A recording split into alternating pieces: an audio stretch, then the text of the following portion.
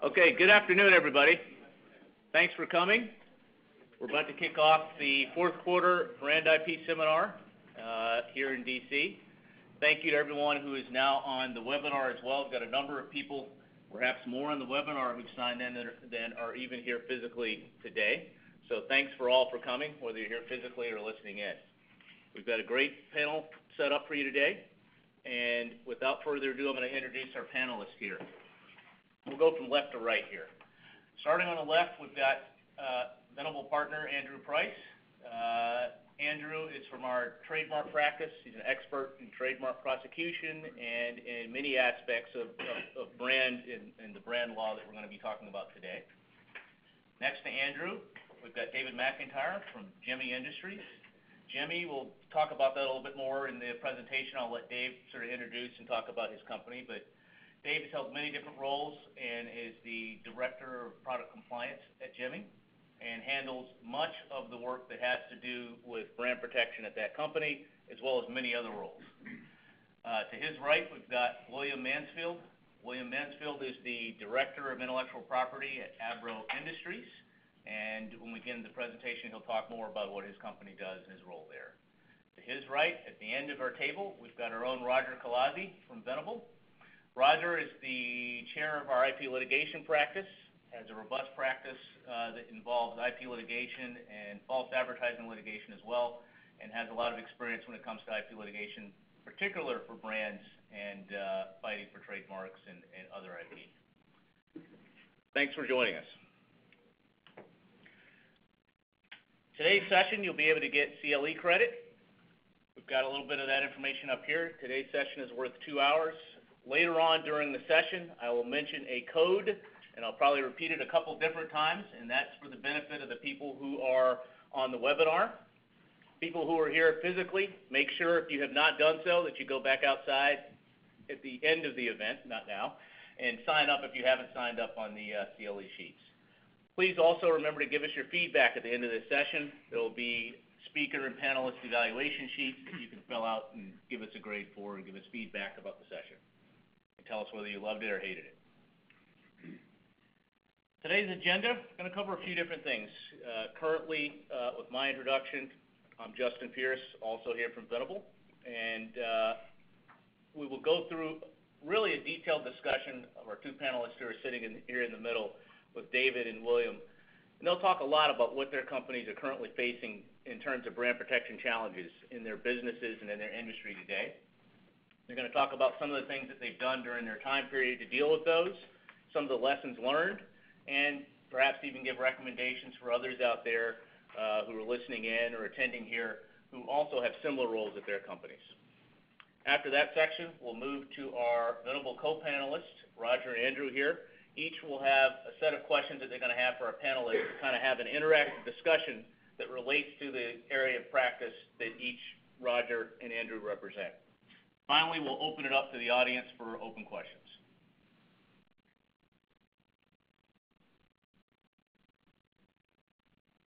So a few remarks as we begin, sort of why are we here, what's sort of the stage to be set, and what's the problem we're facing.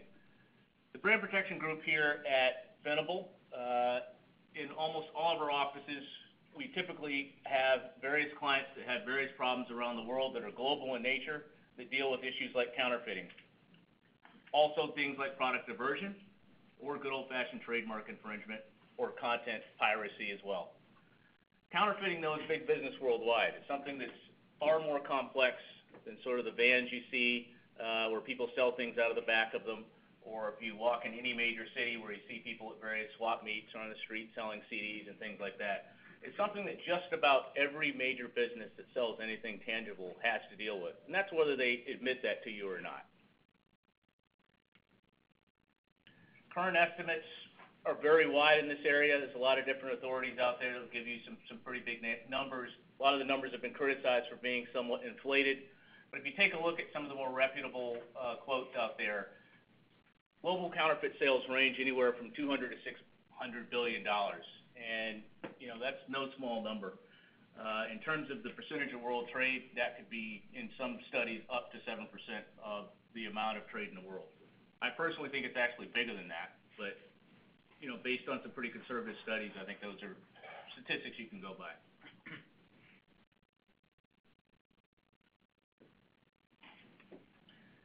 The counterfeiting problem, particularly this time of year where we're in the holiday season, is something that gets a lot of press. There's some interesting and new statistics out that I think are worth sharing with everyone to give you an idea of the scale of the problem.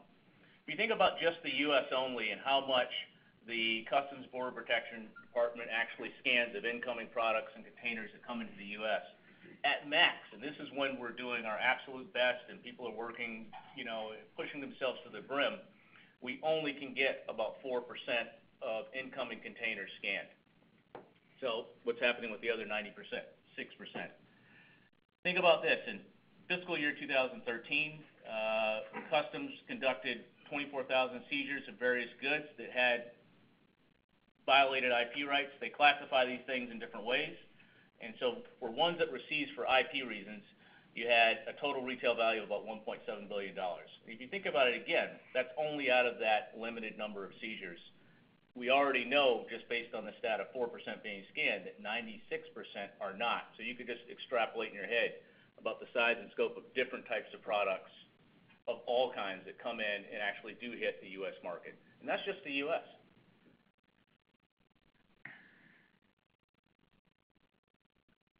Recently, and I think this is very appropriate, we just came through Thanksgiving and Cyber Monday. We're in the heat of Christmas shopping season. Some of the main government agencies that are near and dear to this area are conducting a lot of their operations to do various things and things like that. This is just a recent quote from ICE that's just talking about sort of the scale of what's happening. Just to give you an idea, they do an operation now over the past 5 or 6 years called Operation in Our Sights, where they've really sort of stepped up government enforcement on what used to be called rogue sites, and I'll just say are illegal sites that are selling counterfeit merchandise or trafficking counterfeit merchandise online. If you look at those numbers, that's pretty significant to have that kind of cooperation between that many government agencies and to come up with, in this case here, 18 different countries shutting down almost 30,000 domain names that were all involved in actual sale of counterfeit products. A couple of recent examples here, and I'll show you one that's going to connect to the web here in just a minute. But just to give you an idea, and we bring this up, really it's kind of an awareness issue, that a lot of times when people, again, talk counterfeits, the average person out there, and a lot of studies show this, think about luxury goods. You think about a pocketbook. You think about going on a tourist trip to New York and buying like a knockoff luxury item. It's much more sinister in some ways in that it's not something that's just focused on a particular type of product. Counterfeiting is ubiquitous. Anything can be counterfeited, and in particular, anything where there's money involved and where there's an opportunity to confuse or trick customers. And here's some areas where counterfeiting actually has caused and has led to, grievous bodily harm, health and safety risk here. Airbags, as you could imagine, we'll show you a video on that real quickly. But most importantly, brake pads, contact lenses, and circuit breakers. I picked those in particular to show you these are things that are just in the past year. There have been major sting operations, major cases involving major brands in all these cases where people were taking advantage of certain brand names to get these types of counterfeit products into the supply chain, and that American consumers were buying and being harmed by.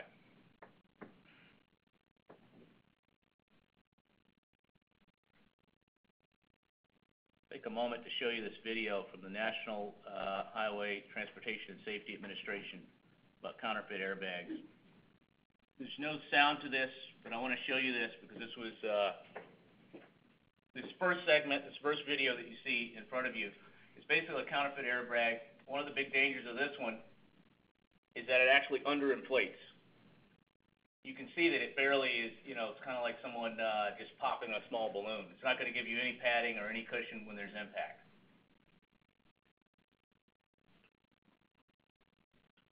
This next segment is what happens when you have a counterfeit airbag that's basically operating like a grenade or a piece of shrapnel. The first one underinflated.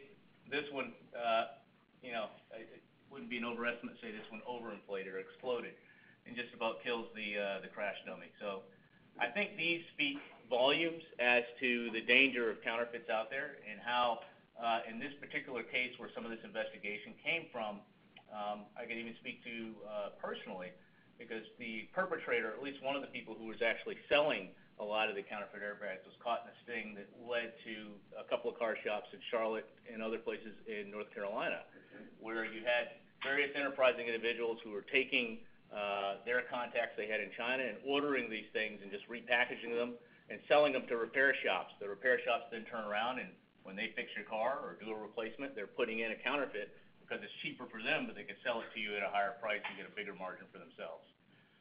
So the point of all this is that counterfeiting is something that's very, sinister in that way. It's something that it's not something that you can kind of characterize as like a rogue activity or something fun or dangerous that you do as a tourist. It's something that really impacts just about all that we do and all that we buy.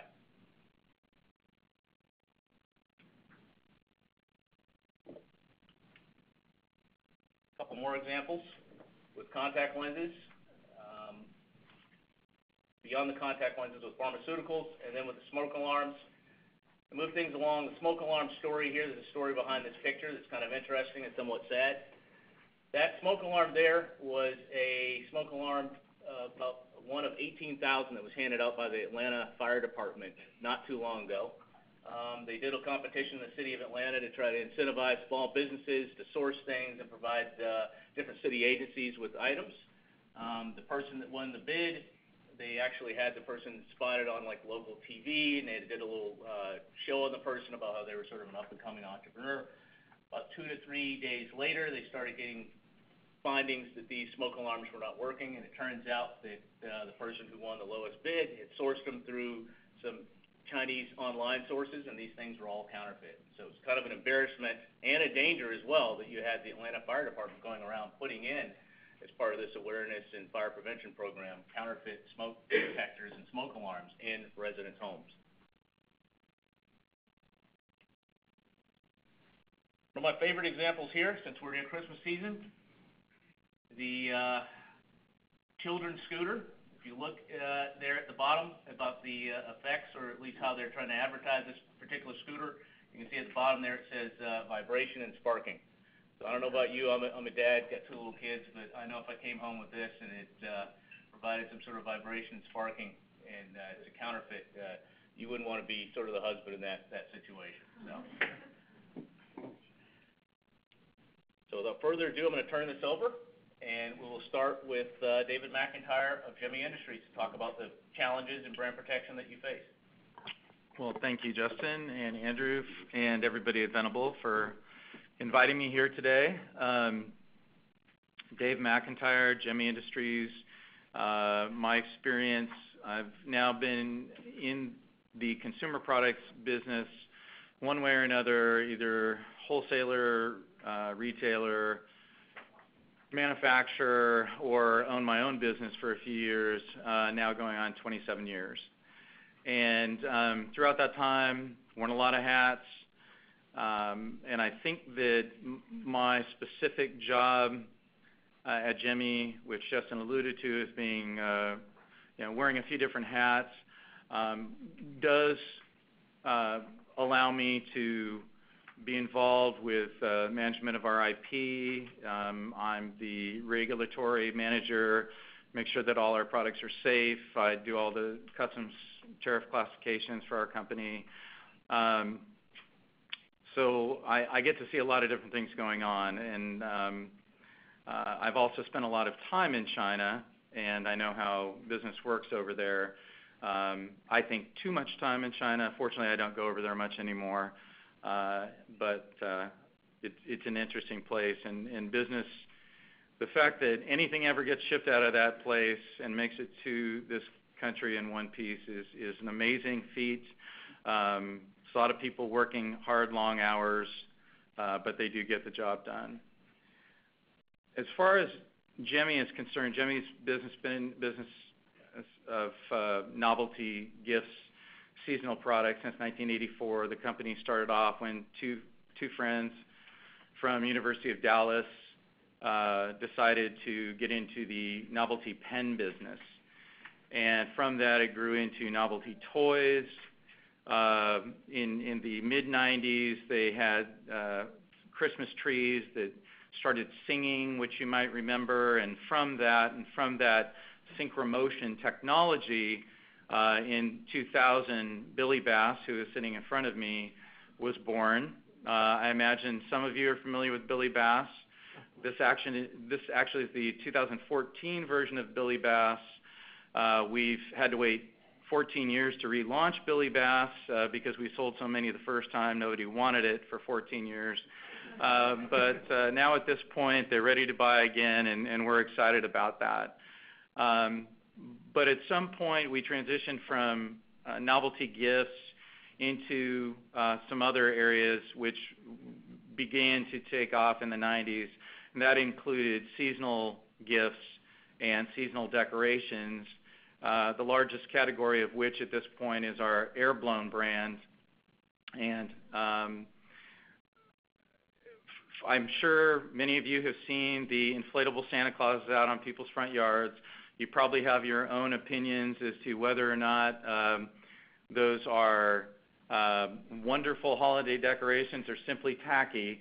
But at the end of the day, it's our single largest Christmas category, seasonal category. I've been selling it now for 14 years, and people just can't get enough. So we think it's a great product line. We recently have transitioned also into the lighting category, which is sort of a natural extension of the air-blown product because although the air-blown product does include lighting, Christmas lights have been around a lot longer than our air-blown product, and I think we saw an opportunity as we gained experience in manufacturing of lighted products, the ability to get into the traditional lighting category. That's actually become our second largest category overall. Gemmy also is a product-driven company, and very recently spun off a product into a new company called Veridesk. Some of you who work here, I think, are using that product, but it's a stand-up desk where you can be sitting, and then with a moment's notice, you can grab the paddles, you can stand up, and you can be working standing up, which is a great thing for all of us that have been sitting down at a desk for 27 or 30 years. Our customers, Gemmy's customers, are traditional retailers. They're big box retailers, they're discounters, they're drugstores, not so much department stores, some other specialty retailers, and that is both a blessing and a curse when it comes to brand protection. And there are three main reasons why that is a challenge. The first is that the retailers want change. They want something that's new and different every year. They don't want to buy the same thing over and over again. So really the life cycle for our product, if we're lucky, is about 2 years. And then they're off to something new. So for it makes sense for us to protect something and really brand something, we've got to see beyond that 2 years and got to figure out how we're going to continue to sell it or remarket it so that, taking the time to brand it and protect that brand makes sense. Another challenge is that retailers, and I'm sure that people here have experienced this, but retailers are more and more wanting private label packaging, and even to the point where they want all of the manufacturer's information erased from their packaging. And specifically, recently we had a retailer tell us to take our air-blown branding off the packaging. Well, there's two problems with that. Number one, we feel it's an important brand, and we want to make sure that our customers know they're buying our air-blown product. But two, when you remove the air-blown product from the packaging, and we're not the only people that make inflatable products, then our product is sitting in line at a store with everybody else's product, and although that product may not be counterfeit, it may actually be inferior in quality. And if it's inferior in quality and people start getting a bad feeling about inflatables in general, that's going to ultimately hurt our product.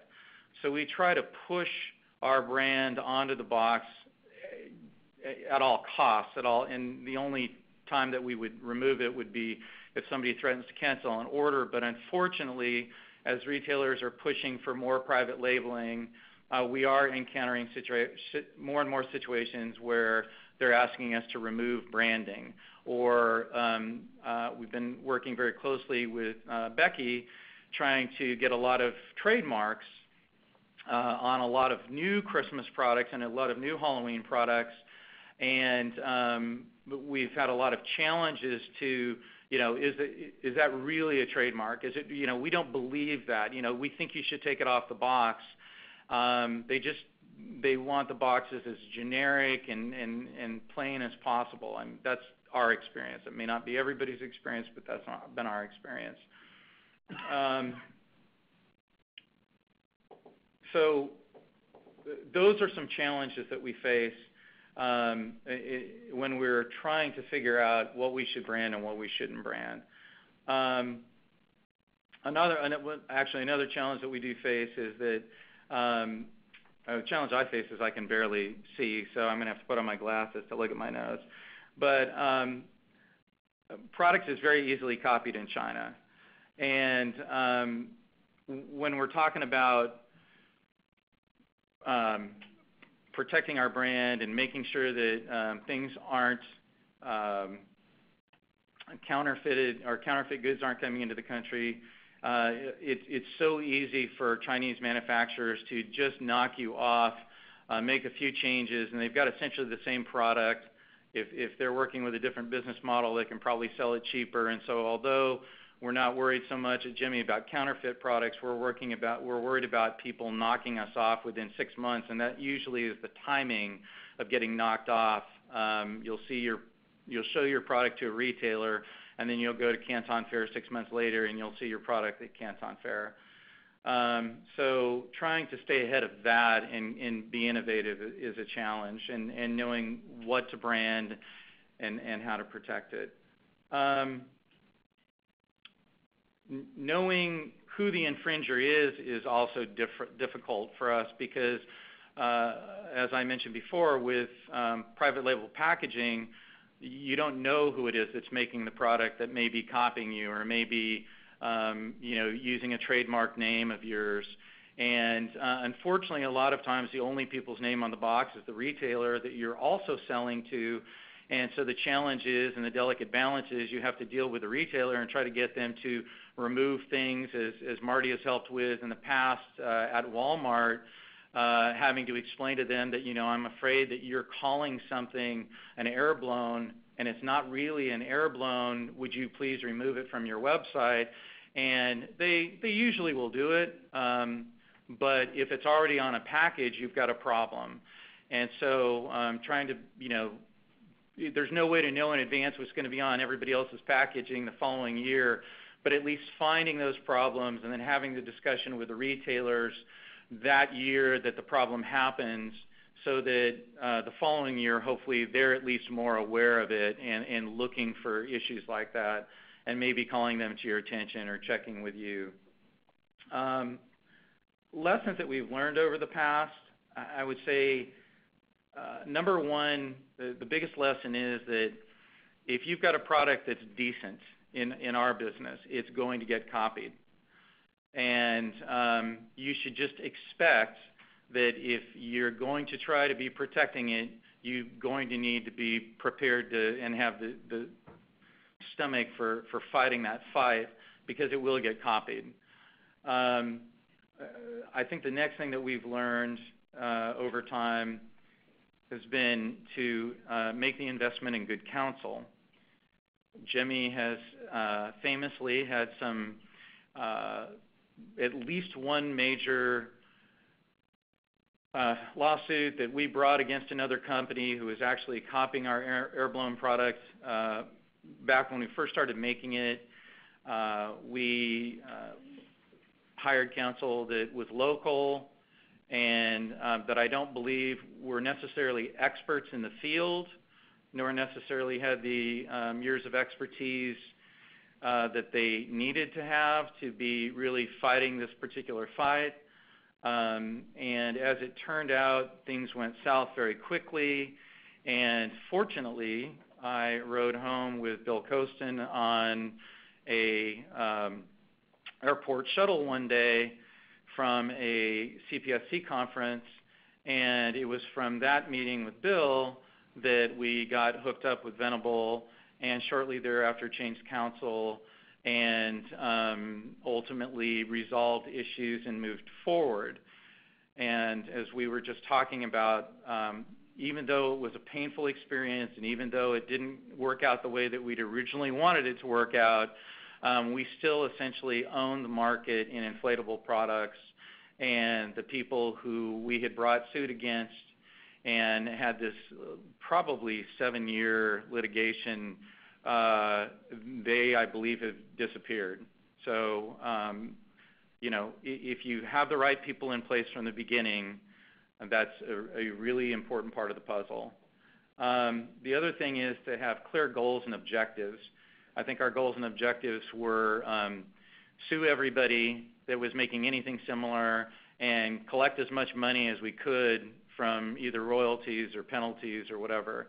And that sort of shotgun approach, and it was also, we're going after them for copyright infringement, trademark infringement, trade dress, patent infringement, anything that we could think of we went after them for without really looking and saying, where's our best area of attack and where's our strongest point of attack, and I think if we had done that from the beginning, we would have had a completely different outcome.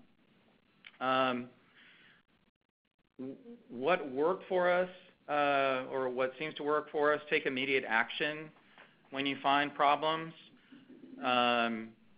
Contact the retailers directly. As far as developing a brand protection strategy, we have just really recently with Venable started proactively filing trademarks for a lot of our new products. Because we have a 6-month to 2-year life cycle, we don't necessarily know 2 years from now if the product's going to be around, and there's a possibility that by the time the trademark actually issues,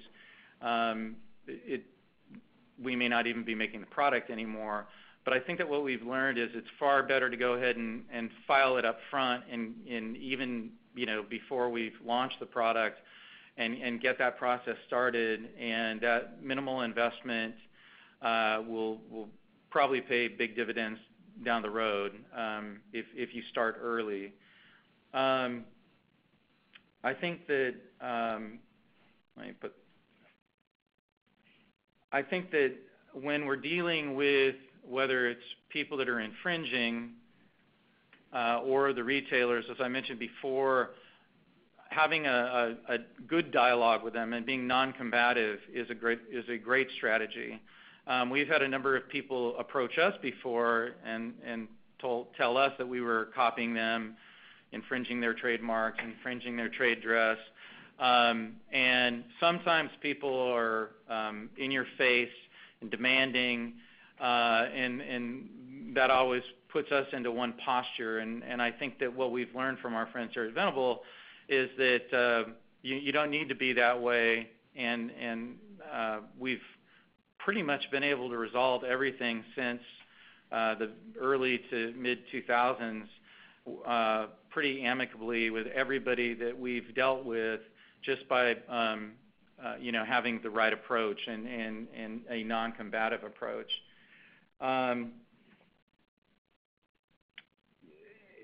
What has not worked? Waiting until the last minute to file trademarks.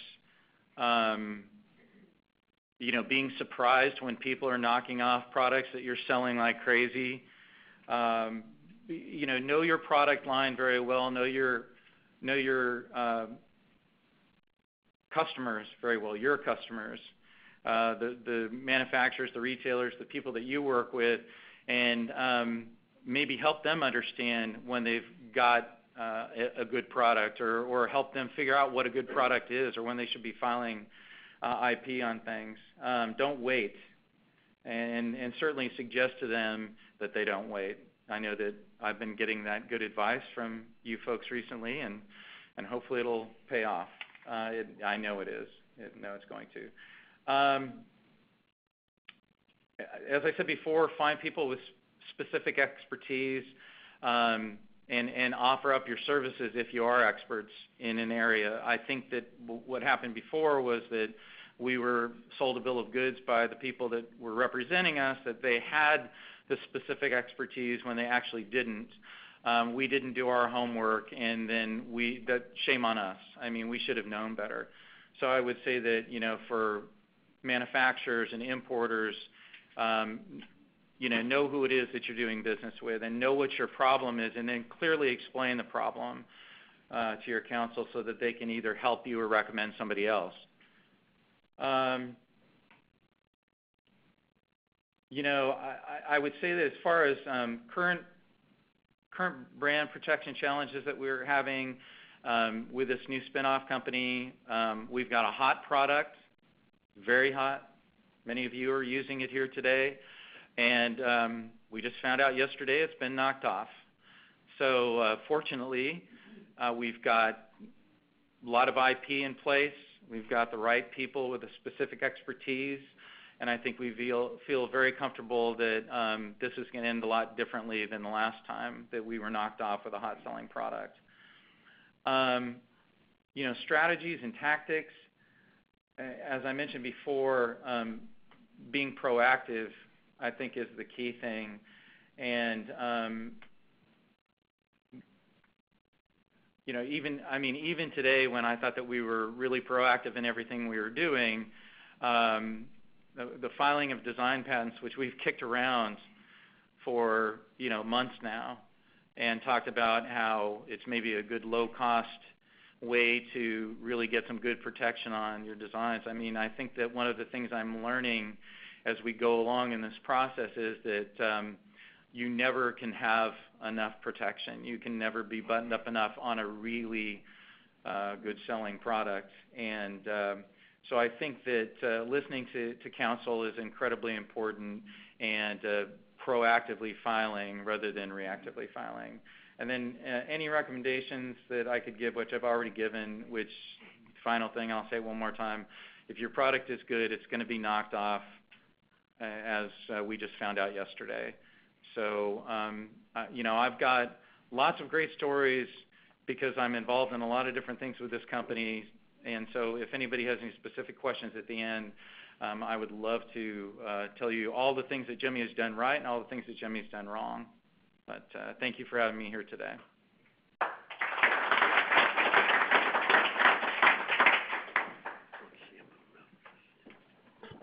Thank you, Dave. We're going to switch over to Bill Mansfield from ABRO. Oh, I won't. I don't know. That's fine. Well, do I have to change this thing, or? I'll show you. Advance right here. Are we in charge of this?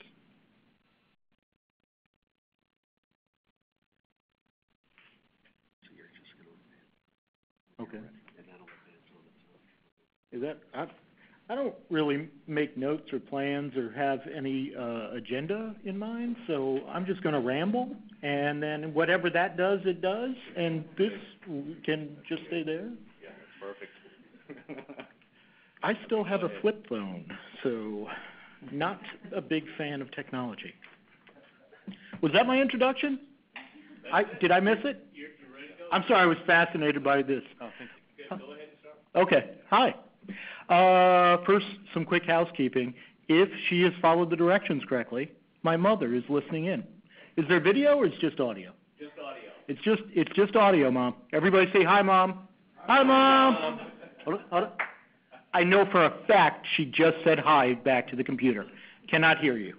It's not two-way. But, so if anybody has mean questions later, just remember you're a bad person for making me cry in front of my mom. So just keep that in mind before the hardball starts. Let's see. I agree. If you have a good product, and God, I love your product. I really do. My family is your target market.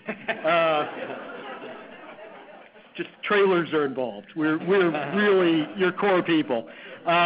Is there any chance you combine them all? Here's my thought. It's a desk that goes up, right? So the desk thing, but it goes up Because it's an inflatable fish that sings to you and has lights. Done. Slap a patent on that baby. We are out of here. Okay. Yeah, if you have a good product that's going to get ripped off, that is why you will never find a counterfeit Zune. Remember Zune, the Microsoft answer to iPods? Nobody makes fake ones because nobody wants to buy them, real or fake. So it's a sign of success. If you're in a business and nobody's ripping you off, I mean, that's like nobody coming to your party. I mean, I agree, you didn't invite them to the party, but man, you've got a party they want to be involved in. So that's something. I got to put this down. It's freaking me out. Okay. My name's William Mansfield. I'm an attorney. I work for a company called ABRO. Nobody's heard of it. That's okay. We make glue and tape and boring stuff like that. We make it mostly in America. We sell none of it here. That's why you haven't heard of us. We are huge outside America, mostly in developing nations, where made in America for a basic non-electronic consumer good is an incredible selling point. It's to the point, an example, in Pakistan, the generic term for masking tape, which we make, is ABRO. It's the equivalent of Scotch tape for single-sided invisible tape in America. What that means is we face a ton of counterfeits, and all of them are in developing nations. So my job is to go around to developing nations and figure out how do you fight counterfeits in that place, which is good because that's what I like to do. And so it is a very different, I think we present a good pairing of two small companies that have IP problems that are in some ways very similar. I mean, rampant counterfeiting threatens the financial success and future security of both of us. If left unchecked, eventually it would knock us out. But they come at us in very different ways. We almost never face an issue in the United States because here we are Zune, overseas we are iPod. It sounded like I had that planned out. That sounded like that is highlighted on a piece of paper somewhere. It is not. And so I guess how we got started in fighting counterfeits was in 2004 at the Canton Trade Show, which is a great place to find counterfeits. Our vice president, Tim Damaris, attended. We didn't have a booth or anything, but he went around there. And he saw an ABRO booth.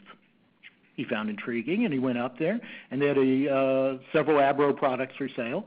And he went to the fair directors and pointed out, hey, these guys have an ABRO booth set up. They're not ABRO, I'm ABRO, and these are all counterfeits. And they went to shut them down. And they showed up, and the people running the booth, Chinese citizens, pulled out a document which they argued and seemed on its face to prove that they were in fact ABRO. And they got the authorities to throw Tim out. And as they're starting to remove him, which he was a little surprised at, he pulled out his wallet and showed him a picture, and that changed everything. That is because the product in question was our epoxy steel. And we are both, two things are true. We are a small company, so we like to save money, and Tim had a pretty wife, so the model on the epoxy steel product is just Tim's wife fixing a bicycle. And he said, if they're ABRO, why do I have a picture of the epoxy steel model and me celebrating Christmas with our family in my wallet? This was a great argument, and we saved the day on that one. They kicked them out. But that started a long-running legal battle that they went through the traditional method. They filed all sorts of lawsuits, and these guys were really, really good. They were a nightmare. I respect them. I respect them as enemies. They used every legal trip to delay, to prevaricate. They had one document that really helped them. They had registered ABRO in China, but in a completely different classification than any of the products we sold. And so it gave just enough so everything couldn't be easily dismissed, just enough that they could hang on to, just enough they could drag it out for years and tons of money. Now, ABRO had been smart. Peter Bernier, the owner, took over the company 30 years ago from his father, who had bought the company and then died, unfortunately, a year later. And he had very good mentors, and they had registered the trademark everywhere. Right now we own over 2,000 trademarks around the world in over 100 in 60-something countries and territories. So we'd done all the things right, but still this legal fight was very destructive. And the counterfeits were so widespread, it was an existential threat to the company's existence. They had started by making them and selling them in countries where we couldn't do business, Iraq during the sanctions, places like that. So that while ABRO had a brand name bleed over from other nearby countries, it was a solid brand, but there was no chance of bumping into the real product there. It was a very smart move. And then once they got established and got sales growth there, they spread out into competing countries. So this was a huge, huge problem. He was making literally millions of dollars every month off ABRO products. I was with a small company that was a third-party provider based on a private investigation firm. And I came from a private investigation background. And ABRO came and hired us and said, can you do anything? And I worked for an insane man who was lots of fun and came up with great ideas. I mean, he also would sometimes forget to wear shoes, but he was great. And he came up with the idea, and we set up a huge sting operation in Indiana and Louisiana that involved fake companies buying these products, having them come into America. Because we're looking at glue and tape. This isn't online, downloads. This isn't, a one expensive purchase. This is shipping container loads full of stuff. And we made those purchases into those places. We got their senior officials from the counterfeit company to come over and view our facilities, which were put together by the 17-year-old kid I hired. I think he was high all the time, but he was brilliant. And he set up you couldn't tell. You couldn't tell. He had created storylines in the office, this fake office he set up with. Storylines. There was a couple having an affair there, but you wouldn't know it unless you went through and read all the Post-it notes. Was this necessary? Probably not. But I respect an artist who is good at his craft. And really, the kid was high. What was I going to do with him but leave him down there to build this? So he's a good kid. They fell for the whole thing. They bought it, hook, line, and sinker. Meanwhile, the lawsuits are chugging through. So we try and get them to come to America because we now have state felony warrants. They're state trademark laws. Hardly anybody uses them. But in Louisiana, it's a felony and includes the phrase hard labor in the statute itself as to what the punishment can be. And I thought, oh, my God, at some point they're going to have to translate that for him after we arrest him. How uncomfortable is that meeting going to be? I can't wait. And I should point out, while I think your position works for you, I'm the other type of guy who's vindictive and just wants to harm people. So I'm just kidding, Mommy. I'm very nice. But no, really, I'm a mean guy. So we were going to throw him in this prison in Louisiana, which I thought was a great idea. And remember, this guy's a foreign national. This is a pretty complicated thing, but this would make a dramatic statement because if all you can do is cost them a little bit of money, and that little bit of money still leaves them with a profit, you haven't changed the equation. You have to put something on the table that changes the equation, that makes them steal, makes them not necessarily not steal.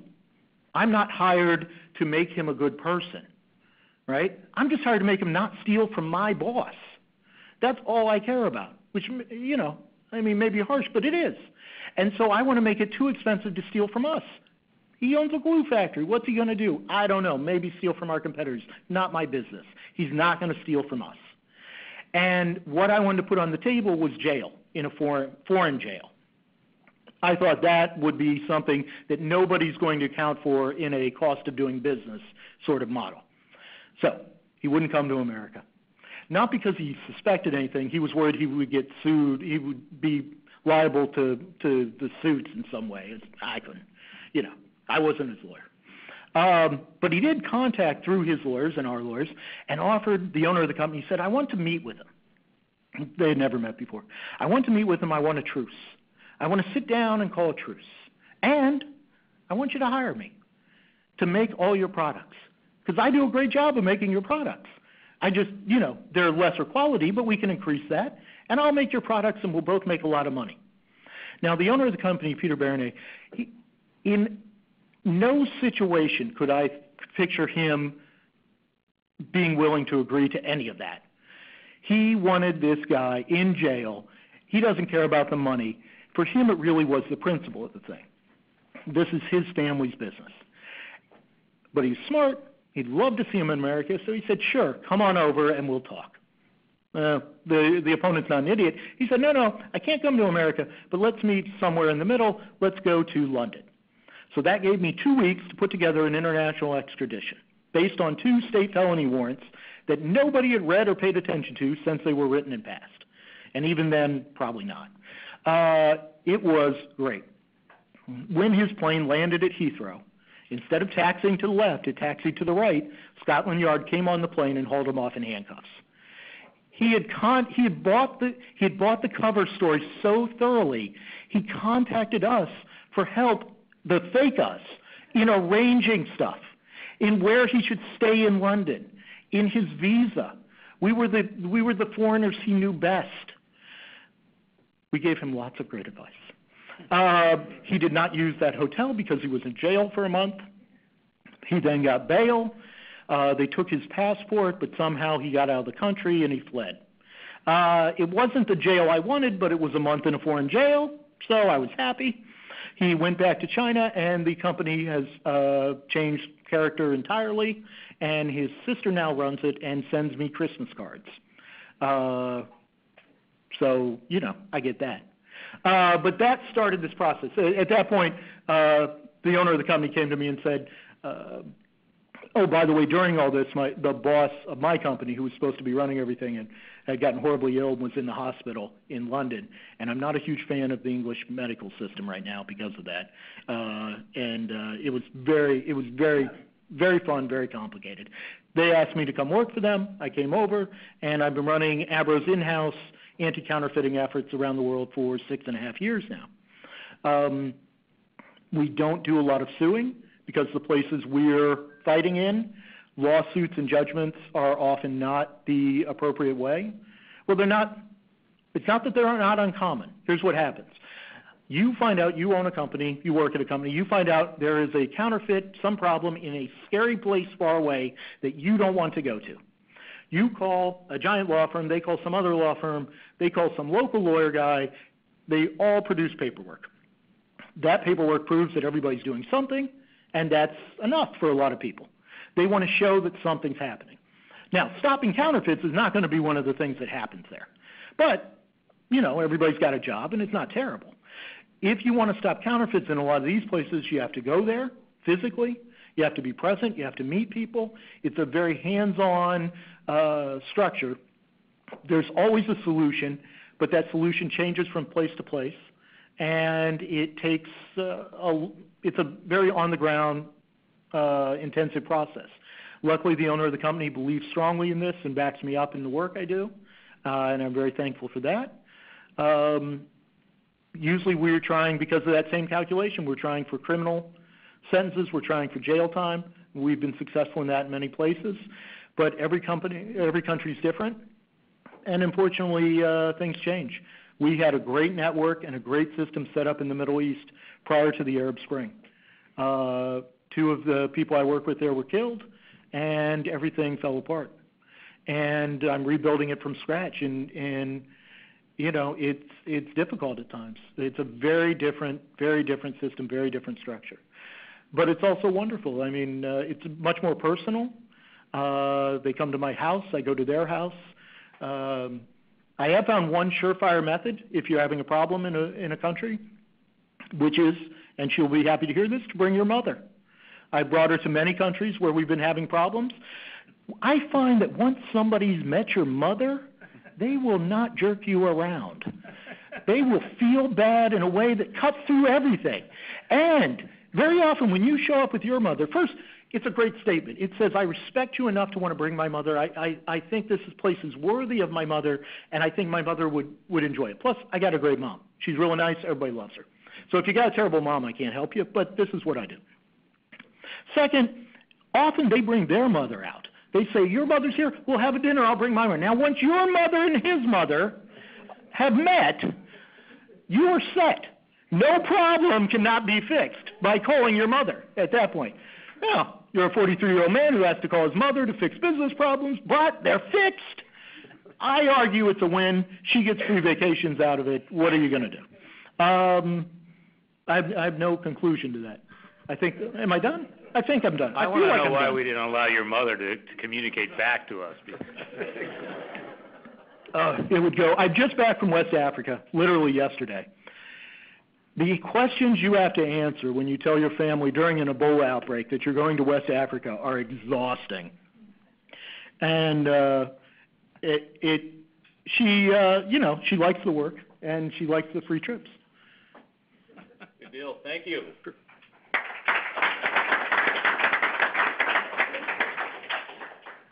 Bill, as you can tell, is an entertaining speaker. I'm going to interject in the program here. A lot of times people in my trade and our circles have asked, Justin, how the heck did you meet Bill? So I always tell them this long story. It involves Turkey and various other things, the country of Turkey. We'll talk about it offline because it was chicken. That's right. Yeah, it was chicken they served there. In Istanbul. So now we're going to move to the co-panelist question section, and we're going to split it up where I guess each of you will ask a couple of questions from each person. So I'll let you guys get started. Andrew, you want to go first? Okay, I'd be happy to. Thank you all both for a very entertaining presentation so far. And so I've got a brand protection solution, Bill, that you've just given us, Mothers for Rent. We could really be on to something there. Yeah, I'm in-house. My mother's in-house. Okay. And, Okay, well, we may have a business opportunity. It does make a difference, though. What I found, honestly, let's talk about bribery real quick. Because sometimes I think when I say you have to go over and make contacts and make friends, there's sometimes an assumption when you're dealing with developing nations that bribery is involved. And, for the record, obviously, I never do bribery. But I don't just do it's not productive. Anything I would pay somebody to prosecute somebody, they will find a way to pay to not get prosecuted. And I got 100 of them, they only got 1 of me. Like if somebody needs to make a marriage alliance or something, they will do it. I only have 1 daughter. It's insulting. What I've generally found are public officials overseas want is respect and dignity and to be treated as equals and as almost the masters of their own domain. That I've often seen American business people go overseas and lecture foreign officials on how they should do things. When I first went to China, I had heard nothing but horror stories, but I saw that a lot of it was because people were coming over and trying to tell the Chinese how they need to run their country, how they need to run their system. What I found is going over with some humility and finding out how does your system run, and I want to be involved and learn how to work within it, makes a difference. Kind of my mother going along is the ultimate statement of, I'm here under your rules. I'm placing my family under your protection. It makes a statement about their dignity and their relative position as equals that I think is much broader than just the little trademark fight that's happening. Well, I love it, and it's certainly the most inventive brand protection strategy I've ever heard, to say the least, and obviously effective. I wanted to start talking about how you decide to file trademark applications, and I'll have a few background comments here and then let you comment. I thought it was very interesting, Dave, to hear you say, and then Bill, for you to reiterate that if your product's good, it will be knocked off. And you can never, kind of the second layer of that is you can never have enough protection on a hot-selling product. So obviously, doing what I do for a living, I believe very strongly that trademark registrations are the foundation to brand protection and certainly are much cheaper and easier to get when you're first. Justin and I are working with a client who has spent already $500,000 in Mexico just because it filed second and is actually being accused of copyright infringement for a feature on a phone that really hasn't even appeared on the phone for several years. So you can imagine what fun that is. But I wanted to ask you, particularly, Bill, maybe starting with you, how you view trademark registrations, or really how you use them, given that you said you had about 2,000 in 160 countries, and that you're not filing lawsuits. How are you using these registrations? Well, the actual use in most of the countries where our enforcement actions are, is the trademark registration is a necessary first step to get either the police or, for most countries, there's some authority. It's almost as if in the U.S., the USPTO had a small police force that it could choose to enforce trademark all on its own. And they could go out and do raids and seize items and order their destruction, and maybe even had a couple judges. And there's usually some administrative line, and the trademark is a necessary first step. One thing we've done, we had ABRO as a word mark registered in the major classes for us in all over the place. Is a couple years ago we realized we were taking out kind of the casual counterfeiter. The counterfeiter, if you go to a Canton trade show and you go up to somebody that makes glue, and they'll have all the glues they make out, and you say, do you make other glue? And they'll say, yes. You make glues. Can you make other glues is essentially code for, can you make some counterfeit glue for me? And they'll say, yeah. And you say, can you make this? Can you make that? We've gotten to the point that when our undercovers go and ask, can you make ABRO? They say, oh, no, and because they don't want to end up in jail. We've gotten rid of those casual, opportunistic counterfeiters. We predicted, and we turned out to be right, is that it's split out in two directions. One direction is very, very good exact counterfeits. In the early days, you could look at the packaging and tell right off the bat it was fake. But remember, most of our countries, many of our countries we're selling in, don't even much, not only don't speak English, don't use a Latinized alphabet. So how different does it, how same does it need to be to trick somebody in a foreign language? If I saw some Chinese writing that I couldn't read anyways, I wouldn't notice if it was that different. We also saw it going off towards kind of a trade dress violation, we call it knockoff or passing off, or kind of a look-alike thing. For that, we identified several marks within our products that we registered as trademarks. The picture of Tim Damaris's wife that we registered as a trademark, which, by the way, we bumped into immense trouble in the Arab world. A lot of countries would not register because she was unveiled, and which I guess makes sense, but I didn't think about. Or certain aspects of it that we would register that. We wanted to look at if they take the name off it and make everything the same, what's the second thing I'm looking for that as a person that doesn't speak this language makes me think, that's the product I bought last time, that's the same one I want to get. So we expanded out the trademarks into kind of a secondary area, which has been fairly successful, and we've gotten prosecutions based on those marks. I love the way you put that, looking for the secondary market, envisioning a product without the primary brand there. Dave, how big is your portfolio?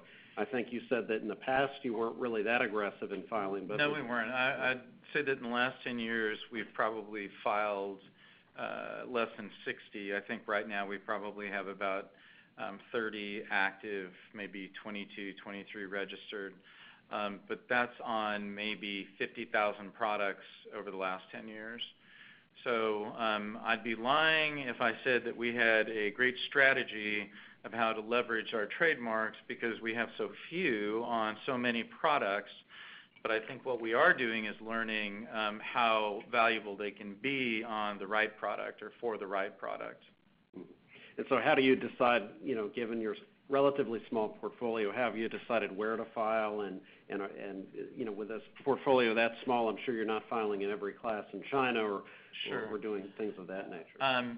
Well, I'll speak to that for the Veridesk product because it's the only product that we filed anything other than a few items outside of the U.S. We've filed a few items in Canada. But for Veridesk, which we believe is a great new hot product, we first identified the markets that we plan on selling to, that we would not have a problem going into, which you mentioned there are some countries you don't plan on going and litigating there for whatever reason. You don't even want to go maybe to some countries. Yeah, those are the best countries. Oh yeah, the bad countries. So we've looked at for Veridesk, where is there going to be a market for Veridesk? Where would we actually go and go after somebody if they were infringing our trademark, any of our intellectual property? But I think most importantly, we have looked to our counsel to give us some direction on what they think is right, because we don't first, and not that this isn't obvious, I'm not an attorney. My brother's a patent attorney, my dad's a corporate attorney, so I am sort of the in-house counsel, which is depressing for our company, but the good news is if you've got the right people in place, you can be a really poor manager if you've got the right players on the field, or a really poor coach. I am now listening, I think, to Becky and Marty and Steve and everybody else, and whatever they're suggesting. And they'll ask. I think the other thing too is listen to the questions they're asking. They'll ask, well, where do you plan on selling this? Where would you plan on going in and enforcing it? Do you plan on manufacturing somewhere else? Do you plan on manufacturing in Mexico? No, we don't. We're only going to be manufacturing in China. Okay, well, then maybe there are certain places you don't need to go. So really for us, this is a whole new area of importance for us, brand protection, which is probably the timing of this is important for Gemmy and for Veridesk. But what we're doing now is listening and making, I think, competent decisions, not ourselves. We're not trying to guess where the right places are. We're listening to our counsel. They're asking us questions. We're answering the questions, and we're taking their feedback, and we're going from there. Excellent. Roger? Sure. I'm Roger Colaizzi with Venable. Before we get started, Roger, I'm sorry. Can I insert one thing real quick? Please. Okay, I got a text. I promised my mother, in exchange for her not telling a certain story, that I would do this whenever I was at a public thing. I am single. If anyone finds me attractive, they can approach me afterwards. There, are you happy? All right, thank you. Fair warning. 3 divorces, okay? And by the 3rd divorce, you realize you're the problem. Like, the first one, you're like, well, she was crazy. And the second one, you're like, yeah, it takes 2. And the third one, you're like, you know what, maybe I am a bad choice for women. So I'm just, anyways, there. You don't have a twin, do you? Huh? No twin. Not that she's told me about. As far as you know. No. Right, okay. No counterfeits there. Sorry, I just... It would seem to me, Andrew, that having a trademark with an unveiled woman in Arab countries would be a very strong mark. That's right. Since there aren't that many of those, right? Exactly. My first question was, how do you use litigation? What do you do for litigation with respect to counterfeiting? Now, you, Bill, have said you don't use litigation, but in reality, you kind of did use litigation on your story about getting the extradition in London. Yeah, that's true. And we all can use litigation. The other thing I really like to hear is, you do need to have skin in the game for the other side. And if the other side doesn't have skin in the game, there's not that much you can do. But the one thing that was said is there's always a solution. And I would suspect that litigation is involved often in that, or something done in combination with litigation. So I'm interested because I know a lot of people talk about the whack-a-mole problem, where you might sue somebody, you get a judgment, you exercise it, and it just pops up again somewhere else. So what are some of the other creative solutions, with or without litigation, that either you or David, you have used to try to combat counterfeiting? I hope you got another good story, because the first one was pretty good. No, thanks. No, they're all done. That's it. I got them all. Health and safety is a great one, but we don't really have it a lot. Justin and I were just talking about that. Although we do have that our glue, we pay a little extra money to make it not sniffable. Apparently the kids get high off sniffing the glue, and you can't do that with ours. Go us. But the counterfeit stuff is like the crack cocaine of glue. That's the only health and safety argument, but I have gone to government officials and made that sort of argument and promoted the idea of authorities other than trademark authorities, people with an interest other than intellectual property addressing it. Sometimes they'll counterfeit it, and our product might say made in America, and it's a counterfeit product not made in America, and that is seen as a consumer fraud issue, or a false designation of origin. Sometimes you can get government bodies other than the trademark agency, which which is sometimes limited, sometimes just not interested. I mean, they have limited, like every other government agency, limited resources. They have to choose what to spend it on. A big part of my job is convincing them that it should be us. But if it's not possible, then other agencies have other agendas, and sometimes you can fit in with that agenda.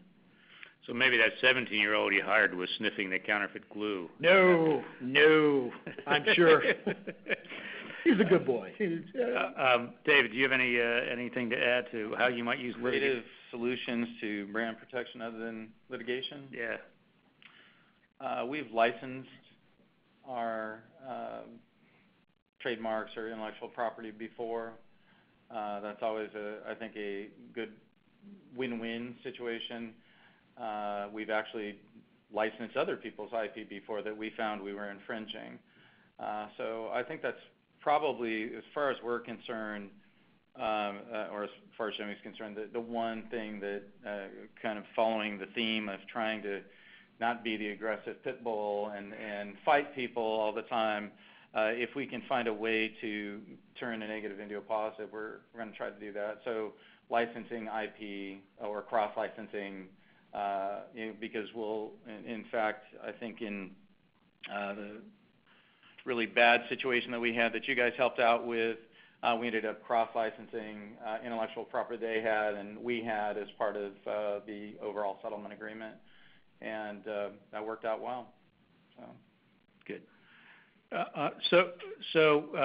You mentioned the non, you can't get high off from sniffing the glue that ABRO makes, and I immediately thought by that point. No, I immediately thought that, well, maybe I kind of envisioned you trying to talk to the Border Patrol and Customs. Now, if you just sniff the glue and if you start feeling funny, then you know it's a counterfeit.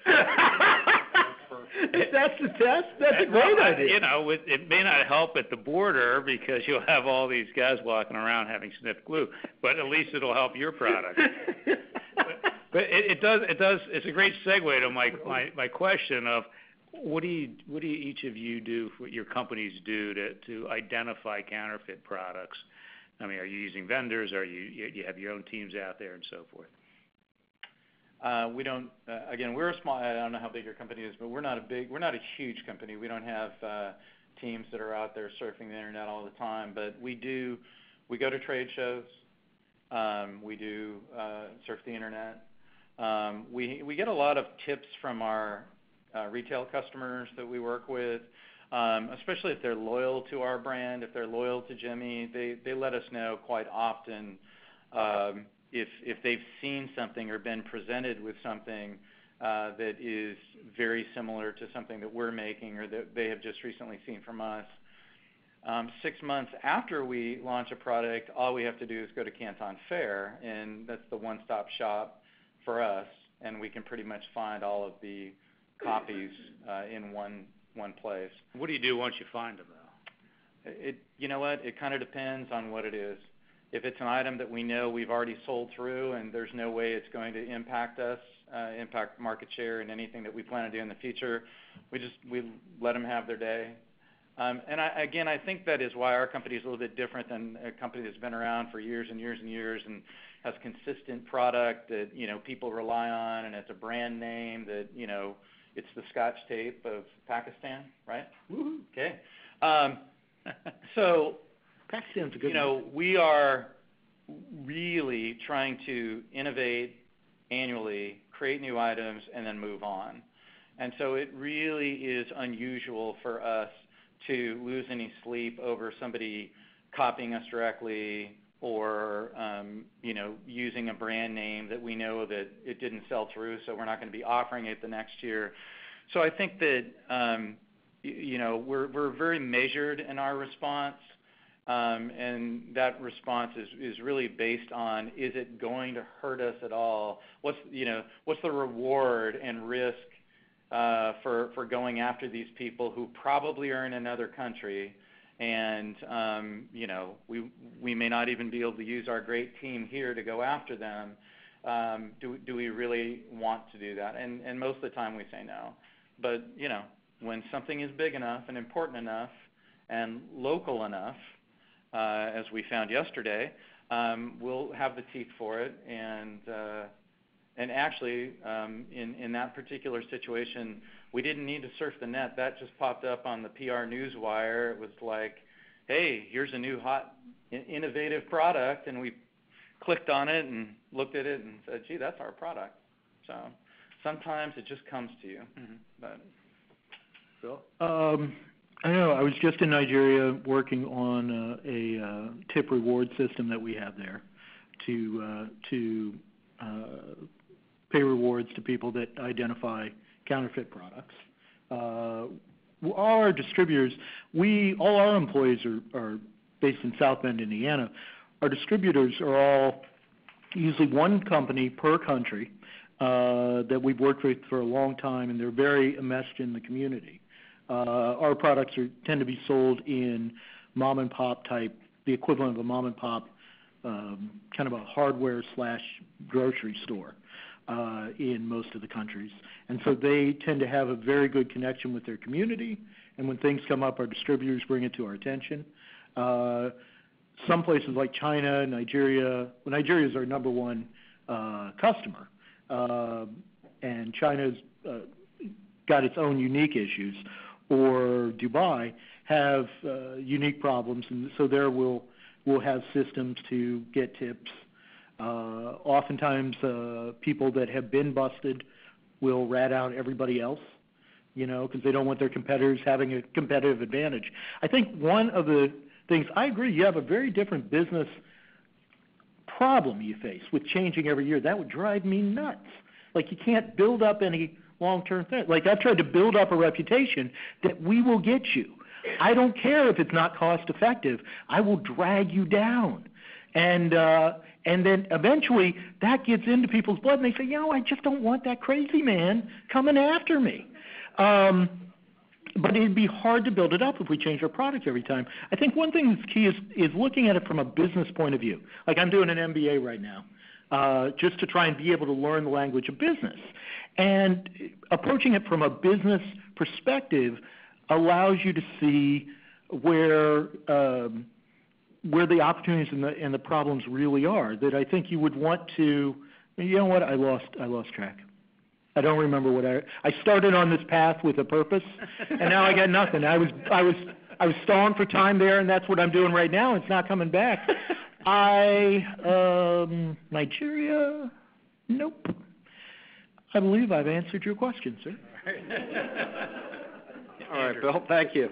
So one phenomenon we've observed, especially with bigger companies, may not apply with you, Dave, but I think interesting that it may apply in the future, and that is that the counterfeiters are looking at your filings at trademark offices to anticipate what you might be rolling out next, and getting thereby some advance notice. Of course, in a trademark application, you have the trademark, you have the goods or services that are connected with that brand, and so you're telling your competitors or your counterfeiters, in many cases, what you plan to do. And so for clients like that, we've often filed in a stealth manner, and there are various ways to do that, and one is to file in a country that's a little bit slower, to put their information into databases. I can tell you what countries to file in. Yeah, please. I'd love to know which ones you suggest. There are a lot of countries that, there's effectively no database. I've been in the offices where the piles are, and they're literally just paper piles. So which countries in particular come to mind for you? Oh, you're not paying me money. Exactly. Okay. Well, of course, there are countries where you can do this, and Apple made the practice famous by filing for iPhone in Trinidad and Tobago first. And so with that in mind, I wondered if, when you're getting ready to launch a product, if this is something you take into account, and whether you decide how you decide when and where to file, for example, with Veridesk. Well, with Veridesk, again, it had a lot to do with where we had envisioned selling it. It had a lot to do with the feedback that we got from the good people here. But what I did want to say is that it's not as important for Gemmy to file in stealth mode, because if you can figure out what cuddly cuties is, then and you can figure that out and knock it off and somehow benefit from it, then go to town. Because most of the trademarks that we file and you know, most of the brand names that we have for products are descriptive, but may be so confusing to people they've got no earthly idea what it is that you're making. So, you know, obviously, one of the products in front of me right here, the Light Show brand, that we're still, I don't know if we've given up on that, but this has Light Show brand on it with Starry Night, which Starry Night is one of the light patterns that we have programmed into it.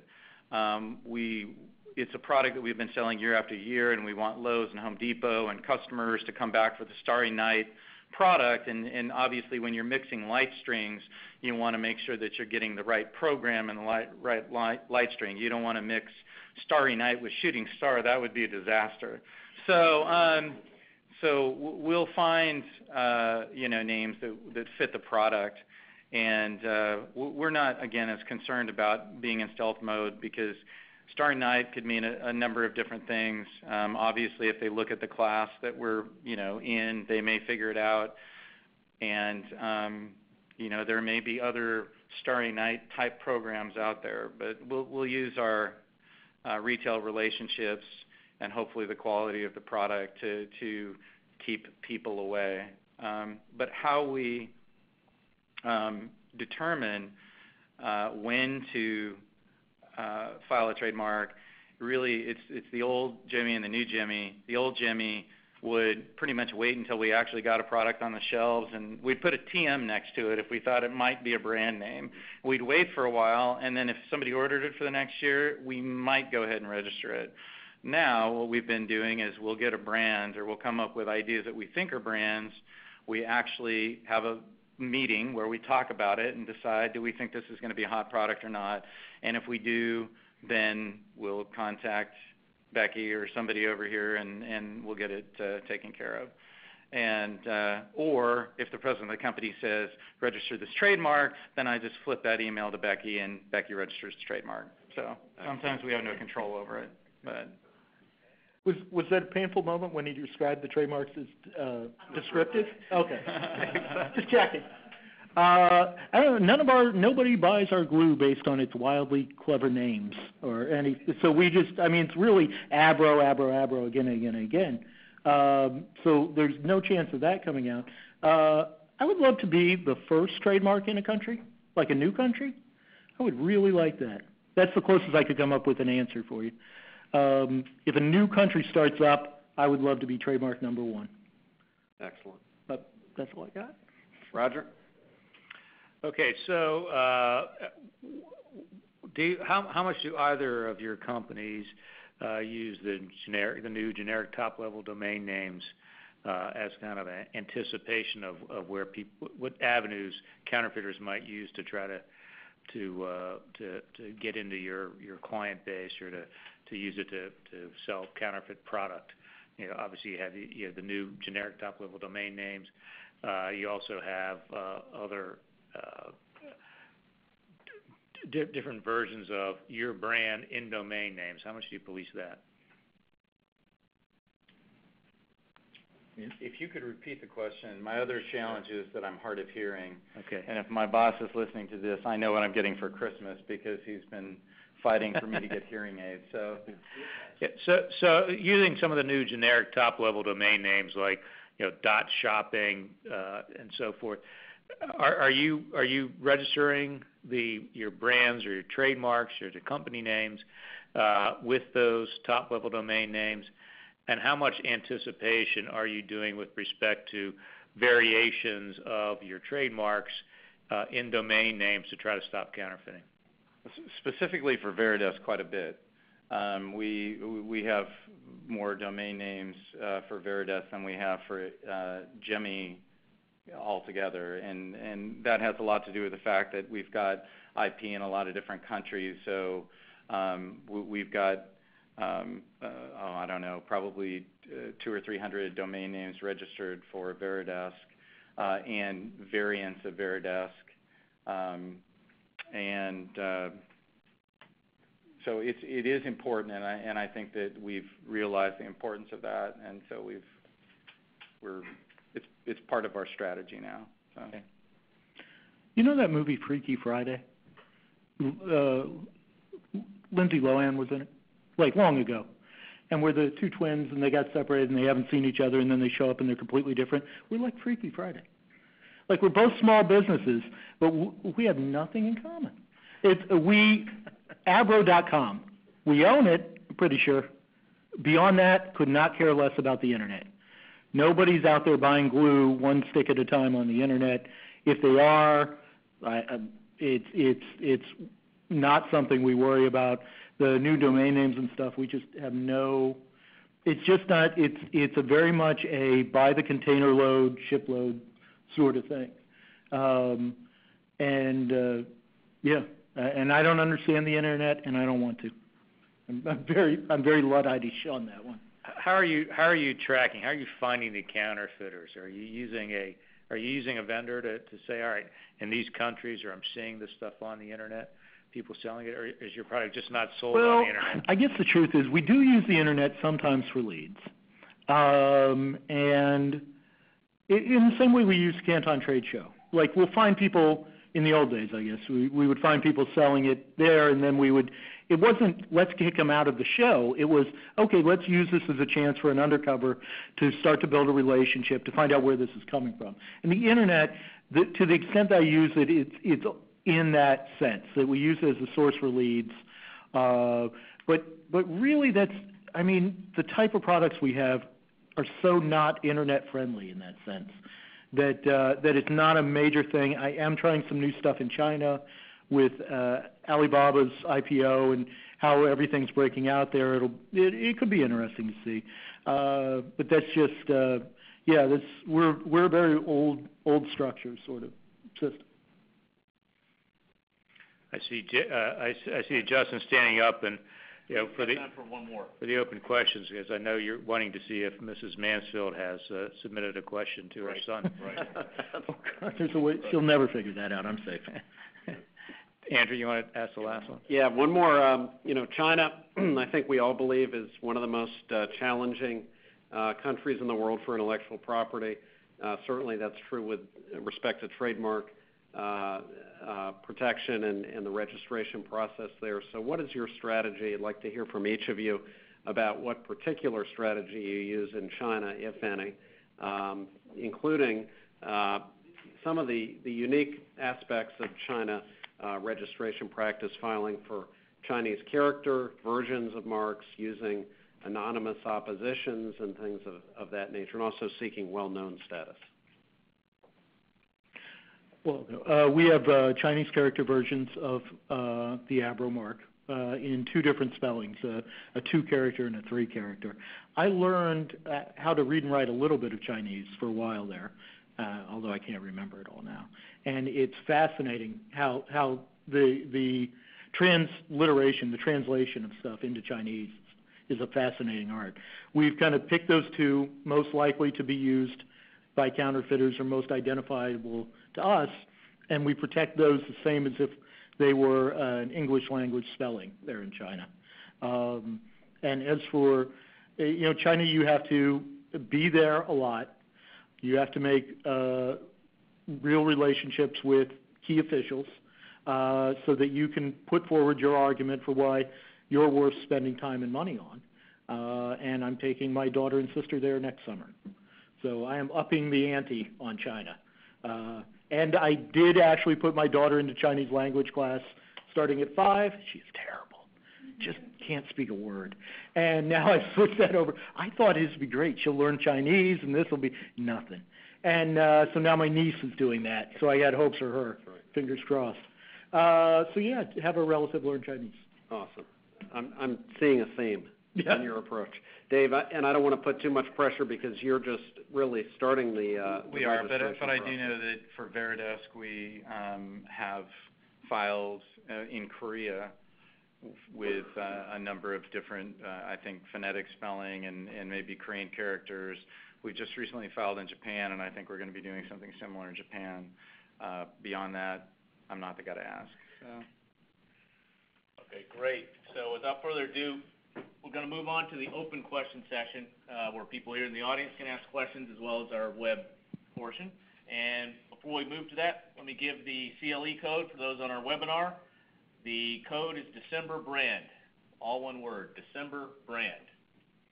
So let's go to open questions, and I see Josh, you've got your hand raised. Yeah, just a couple of points, actually. One is we've been talking about protection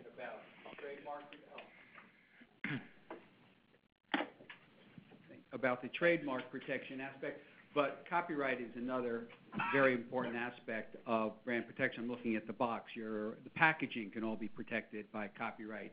Your figures, your blow-ups can all be protected by copyright, which provides you then with another whole range of possibilities. Not so much for glue and tape, but the packaging very well may But we have, actually do use copyright. yeah, in that as well. Also, when you were talking about remedies and you're talking about quickness and finding things out, there are, ever since 9/11, every package, every container that comes in the United States, its contents is now registered, and there are companies like Piers and other ones, which, if you know where they're coming from, or the names of the bad guys, or the people in the United States who are selling the infringing goods, you can track those electronically and find the containers as they're leaving China on their way here, intercept them, or find out where they're going. So it's another whole avenue of approach to interceding with that. And then one last point I wanted to make was when you were talking about local foreign, one of the things I found is letting my clients' foreign distributors be the face of the action, not the American company, but the local company. You know, we may be funding it and everything else, but it's the local guy and gal, and that company is the one who's saying, we're being hurt, and let them be the face of the action. And I find that it's been much more effective than having the big American company, trying to go in and be the face of Yeah, the action. it works both ways. I found the same thing. I mean, part of the argument you're making to a foreign government is, we're invested here, we want to do business here, and we're helping locals, and locals are helping us. We want to both make money. And it works the other way. I was just in Ghana, and we were strategizing how to go after somebody, and this person is very powerful there. And so we're going to set it up so that I am the bad guy. That it's a foreign American lawyer for the overall company. He's forcing us to do this. We tried to stop him. That he's just terrible and he doesn't understand. And you can get into good cop, bad cop situations where you're like, look, I'll talk to that crazy American. Maybe we can call him off. And then they come out the good, which I think is a valuable service to provide your local distributor, because it gives them protection from the blowback, but allows them to take credit for the good stuff, which I think is a natural role that a corporate office should play. So yeah, I agree. That's very important. I was just going to say that we used to copyright a lot. We had in the litigation back in early 2000, we found out that a lot of the items that we made, like Santa Clauses and snowmen and pumpkin stacks and things like that, had a lot of generic features, and that there were only certain protectable features that were easily designed around. We don't copyright as much anymore. We do copyright to some degree, but yeah, we went from hundreds of copyrights a year to a handful. But I also understand that it's a tool that is in the arsenal that we consider. And if Marty or anybody here ever tells us we should be, trying to copyright more of our products, we probably will start. So. Okay, I've got one question here from the audience already. It was kindly written out for us. I'm going to read it. Okay.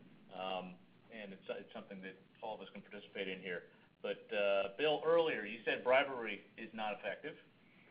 Do you distinguish between facilitating payments? People use that term a lot overseas, give us a facilitation payment. But do you distinguish between facilitation payments and bribery? And is training in FCPA or Foreign Corrupt Practices Act an important part of a brand protection program? Well, that's interesting. The distinction between facilitating payments and bribery is a difficult and ugly one, and very, very important. And I don't want to get into a hypothetical discussion on that. Right. So I'm going to dodge that bullet. I think I make my position and our position as an American company clear with the people we do business with. And that's not just for FCPA, it's for everybody. We ask all our distributors, we let them know we don't violate American laws, we don't want them to. And we won't do business with people that do. And since these are long-term business relationships, in many cases we're dealing with second or third generations of families that have worked with us. That for us, the brand protection program is involved in letting people know what is and is not allowed for an American company and by extension them. Is that required or necessary? I don't know, but we're going to do it because we're just not going to get involved in some issue like that. It has been, and there was a hope when they first passed it. One argument was that you could look at the FCPA as a non-tariff trade restriction against dealing with developing nations. That was an argument that was made, that this is going to disrupt trade with least developed nations because those were the ones most likely to have bribery-based cultures or some sort of gift-giving culture like that would run afoul of it. What has turned out to happen is almost the other extent, which was the American and UK companies come in and everybody already knows that that's not an issue, that that's not possible. So it never comes up. And I've found in my personal experience, I think the people that encounter bribery they walk into that on their own. I think very often that's their own impetus, and we're not going to do that. Good. David, have you had experience at all, at least on the international side, with everything? Bribing people? Well, someone asking you all, or someone that you were working with. No, but there is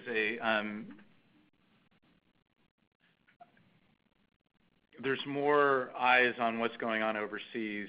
One of the things that we go through almost, if not daily, it's actually daily at certain times of the year during peak production, but most retailers now, most licensors like Disney and Warner Brothers, Universal, they'll have people come in and audit the factory for social compliance and a lot of other things. And they are looking for any sign of bribery or any sign of coercion or anything like that that's going on at the factory, whether it's between the factory workers and or the factory manager and the auditors, or whether it's some sort of heavy-handed coercion between the factory managers and the employees to say the right thing and do the right thing. So, it's out there, right. And we experience it because, that's what's going on in China right now. Bribery really is an attempt to shortcut around the time. Bribery is an attempt to shortcut around a legitimate relationship. They're choosing spending money over time, and that I don't have the time to go in and meet the people and make an honest case of it, and to make the right connections to do this in an appropriate way. So I'm going to try and cheat by going around that line by just paying some money. It's a very short-sighted move. It may work in that particular instance, but long-term, it's useless. And, that it's very much a choice of money versus time. Let me add to that, Justin, that we know from experience in some countries like Mexico that the officials deciding a case can make clear that they expect to be paid off, and that presents a special challenge. Yet, that said, it's still possible to win the right way. And we've been a part of at least one action in Mexico where we're about to get a third decision, 3 out of 3 in our favor. A lot of costs to the client, but the client did not engage in the expected payoff. And our firm in Mexico has filed a corruption case against the officials, and that's proceeding and is expected to win. Right. Yeah. Yeah, I think it's not required, but there was a real fear, though, when it started that this was going to harm people doing business. And for a company like us, I mean, all our business is in, or 90% of it, developing nations. There was a real fear of that, but I don't think it's proved to be true. Right. One point I'll give on that issue with FCPA, and this is some from my experience here at Venable and some from when I was in-house at Sony, but I would say 2 points on FCPA, or Foreign Corrupt Practices Act, or if you look at the mirror sort of legislation piece in the UK. Those things often were at the beginning, and sometimes still now are viewed as, you know, part of the business prevention of legislators and lawyers, but they really are sort of useful guidelines. And the best way to interact them or integrate them with the brand protection program is to often put those, at least the key, maybe you paraphrase them and put them in very simple language, but you make those an addendum or part of your distributor agreement. So if you have a business that kind of matches what ABRO does, where you sell to different people and you have dealers that are selling to people in separate markets, you're going to have either some sort of licensing or distribution agreement.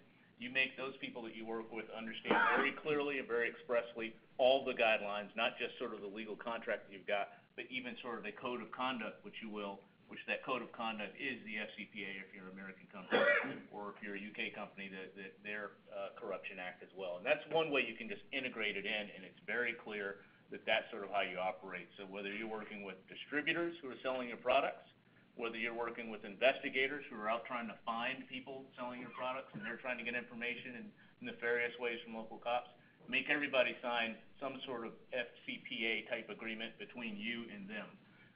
You'll be able to hold that up if and when someone ever does put your feet to the fire and you find yourself behind accusations of bribery. It will be interesting to see in like 20 years what effect it had.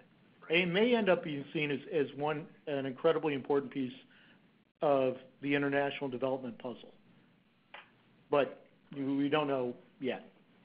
Right. Good point. So another question from the audience. This is for Dave. So will you be offering, this is a good one, will you be offering an inflatable version of Bill Mansfield? That will be I don't even know how to respond to that. Yeah, right after the height adjustable singing fish. Right. Then, right. yeah. Well, I'm sure you go back to sort of your creation or your R&D department. I'm curious to hear their viewpoint. Yeah, we've tried to, the one area that we've tried to avoid is going into the inflatable doll business. Is unknown IP lawyers? Yeah. That's not the expansive market? We've avoided Exactly how would you trademark that? Exactly. Well, one point with that is, you know, you could sell that on a online dating site to help Bill here. No, I've been on those. Apparently what I offer is not wanted on online dating sites, judging by the reactions I've got. 15-day free trial, perhaps. I am so lonely alive. Yeah, while you're checking, Justin, I've got a more serious question for Dave. So you mentioned earlier that you've got a hot product right now that's being knocked off. Which product is that? Can you say? That's Veridesk. That's the Veridesk, and it's already being knocked off. Yes. Where, in the U.S.? In the U.S. Okay. And so are you still waiting for a trademark registration for that? Do you have other design patent or trade dress protection? We have quite a bit of protection. Maybe I should have Becky, our counsel speak about that, but So this is a product that where we have been proactive in trying to find protection. It's a product that where there's some utility patent protection and more coming. Hopefully some design patent protection. There we have trademark protection. This is not a knockoff in the sense of a counterfeit product that is being sold under the name Veridesk, but it's a product that is very similar to what we're making. And I would just say, Dave, I appreciate all the praise to Venable, and it is a pleasure for all of us here who work with you as well. You and your whole team are very creative and innovative and a lot of fun to work with.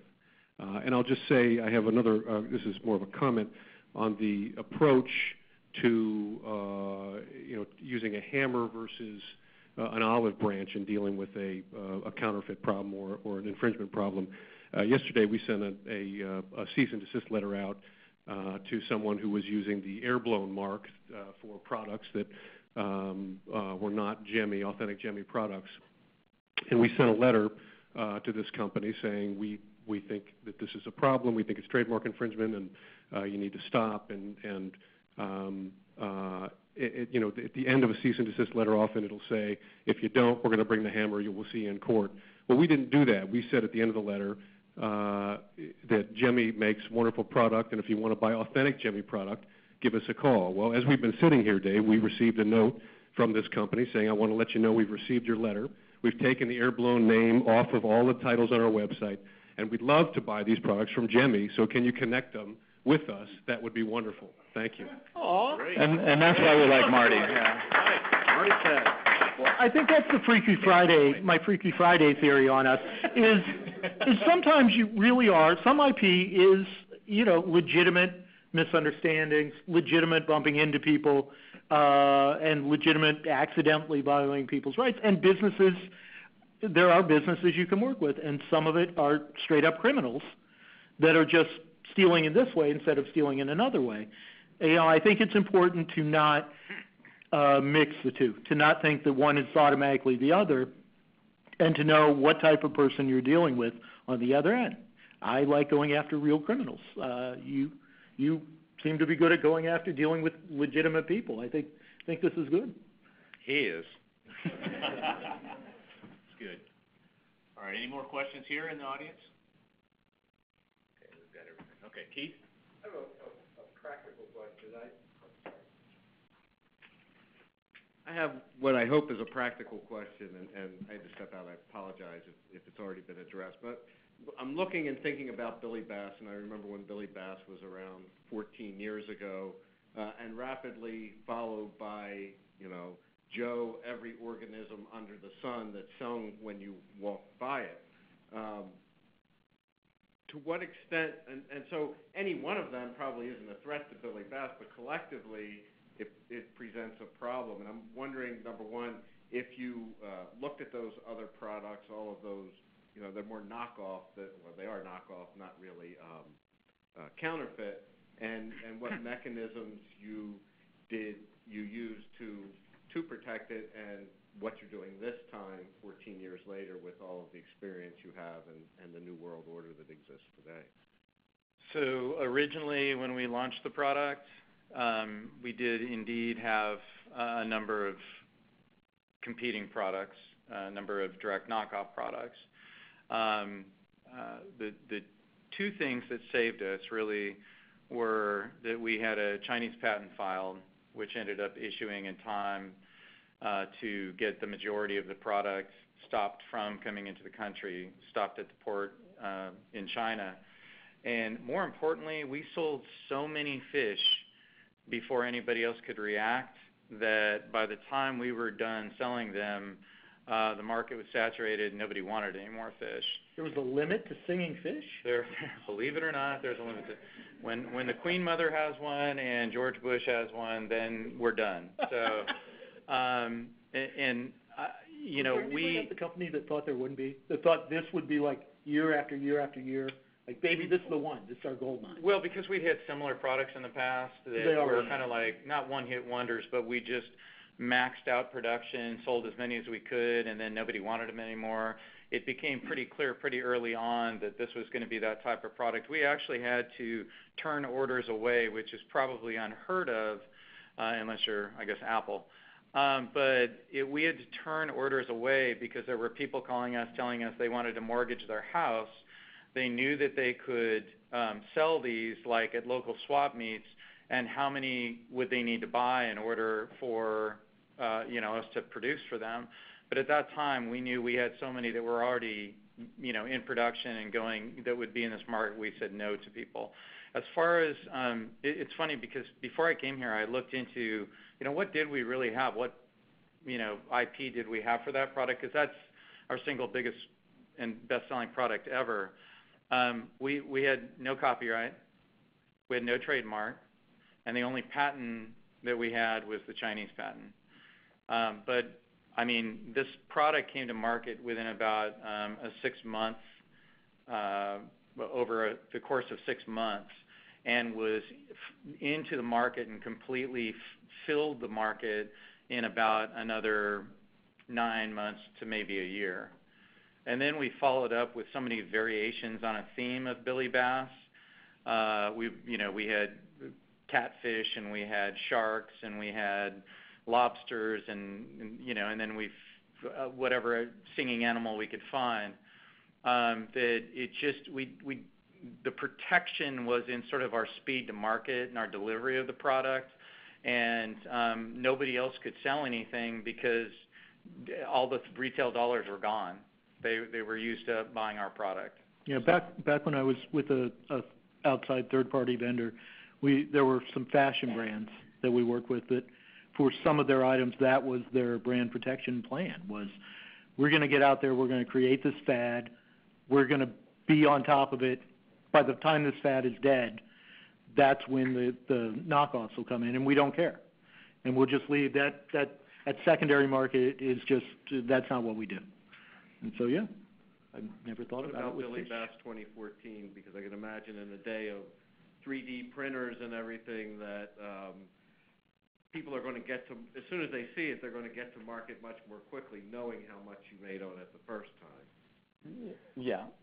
Well, I mean, here's the thing. The original Billy Bass was $19.99. I believe this is $9.99. And if anybody can make it for $7.99 or sell it for $7.99, then they'll probably somebody will knock it off. But we'll sell enough of these that we won't care.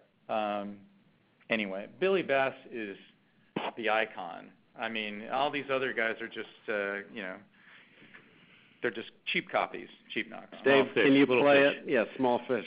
Can you play it for the audience? Please? Now, take us home with the latest Billy Bass. Part of our business is licensing songs, and one of the things that is true about this one is that I believe the two original songs that we licensed were "Take Me to the River" and "Don't Worry, Be Happy," Bobby McFerrin. Neither of those two people ever licensed that song again, and there's probably for good reason, and they wouldn't license it. I'm not really sure what this plays, but...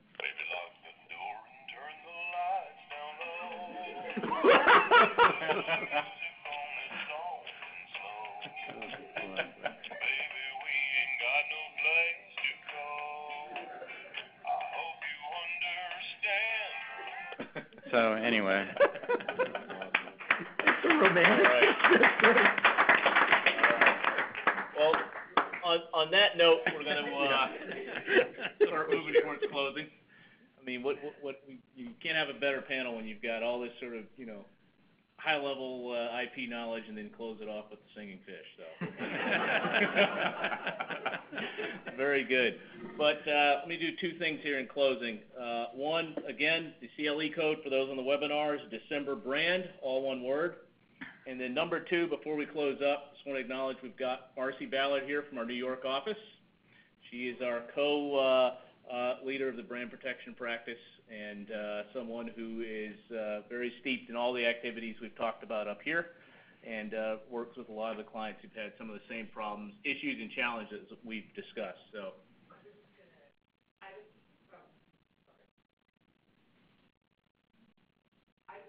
Thank you guys for coming. We started this, Justin actually started this brand series a year ago. Last January we had one in New York, and then we moved to San Francisco in June, and then Los Angeles and San Francisco. And I really honestly thought that might be the most entertaining panel, but I was completely wrong. Today has by far taken the cake. But what it does show in December here in D.C. is that it's important in the brand protection realm for the practitioners and the in-house people to get together and share stories like this, because it is always changing and everything is different in every country, and there are different approaches, and a lot of it's fact-based. Some of it, there's no hard and fast rule, and so we really appreciate you both taking the time today to come out and talk to us about it. We learn a lot from your speaking. All humor aside, and we enjoy the humor as well, and I enjoy the fish. That's right. All right, so thank you. Thanks for coming. We're going to have a little bit of time to get more refreshments after this, so if you guys have more questions that you want to do one-on-one, please feel free to approach the panelists here, and we don't have to rush out so fast here. So thanks again. everyone on the front.